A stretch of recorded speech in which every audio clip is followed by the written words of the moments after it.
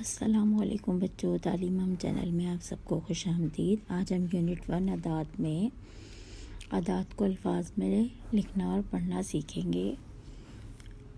1, 2, 3, 4, 5, 6, 7, 8, 9, 10, 11, 12, 13, 14, 15, 16, 17, 18, 19, 20, 21, 22, 23, 24, 25, 26, 27, 28, 29, 30, 31, 32, 33, 34, 35, 36, 37, 38, 39, 40, 41, 42,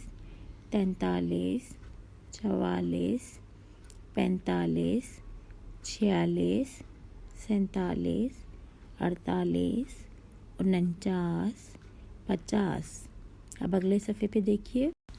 51, 52, 53, 54, 55, 56, 57, 58, 59, 60, 61, 62, 63, 64, 65, 66, 67, 68, 69, 70, 71, 72, 73, 74, 75, 76, 77, 78, 79, 80, 81, 82, 83, 84, 85, 86, 87, 88, 89, 90, 91, 92, 93, 94,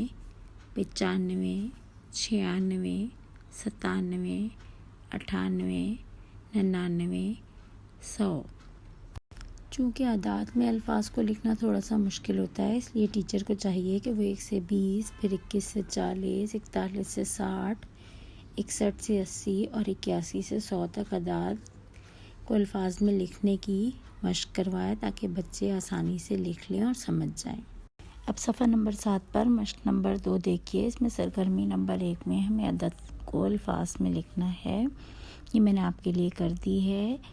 35, 75, 100, 48, 29, 93, 67, 89, 47, 79।